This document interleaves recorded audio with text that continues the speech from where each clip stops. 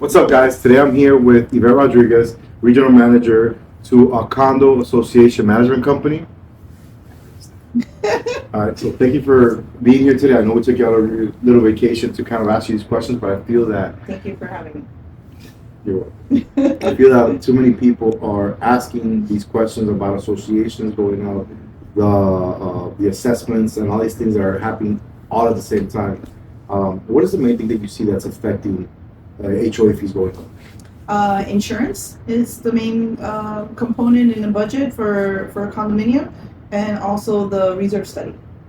And I'm guessing now, I'm not really sure about this, but is this associated to what happened in Surfside? The reserve study, yes, the requirement that for a statute passed now because of what happened at Surfside, they want to make sure that each association is having adequate reserves in their property.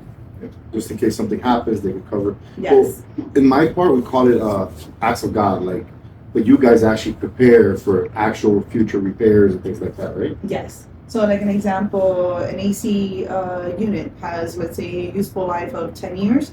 We need to start collecting for that, so then you're trying to avoid special assessments. Well, that might be. So let me kind of clarify. When I'm looking at doing condos, I say it's like out of Florida, it's super easy because they are required to have it. Every state has this.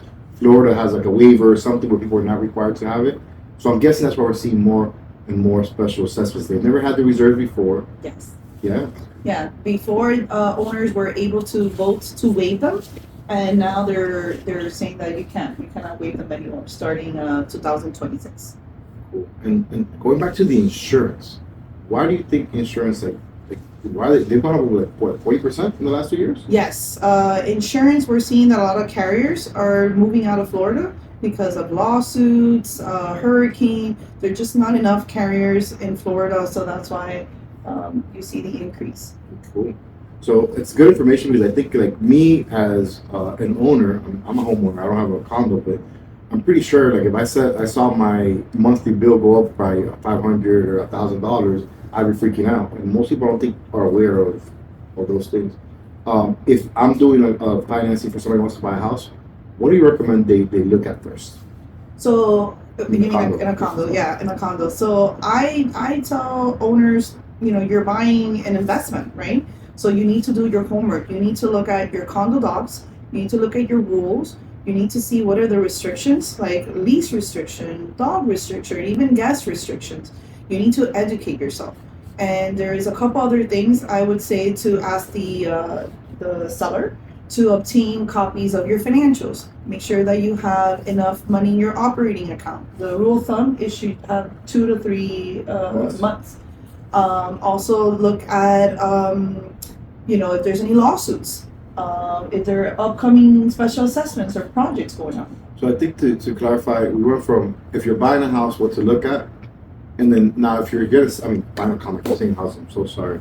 If you're buying a condo, is one thing, and if you're selling, you can ask for financials because if I'm going to buy, let's say, a property from you, and I want to get these financials, I have to pay for it, go through a whole process, and I don't find out until like I'm already deep into the contract that maybe I can't finance this.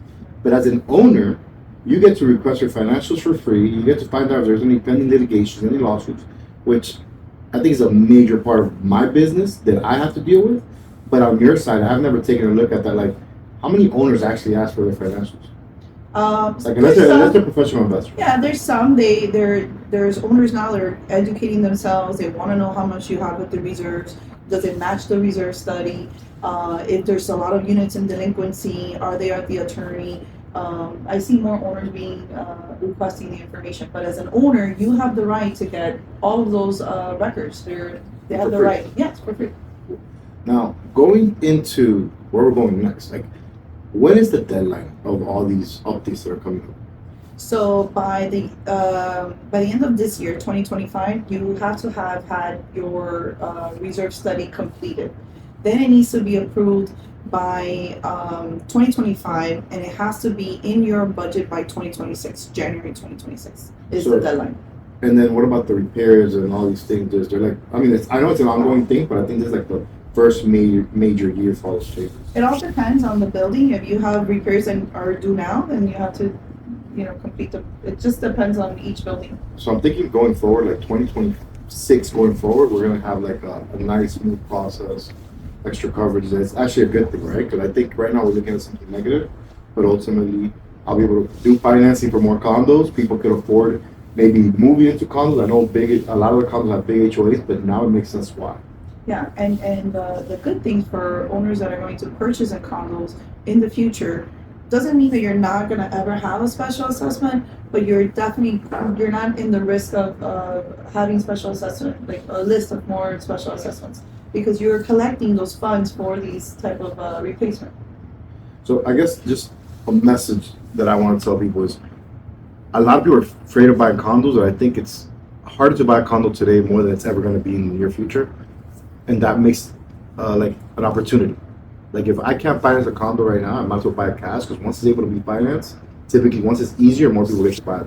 Yeah. So I think if you're looking to buy a condo, do your research, contact the professionals, and kind of figure out if it's the right move for you. Thank Yeah. you, Beth. Thank you. That was cool.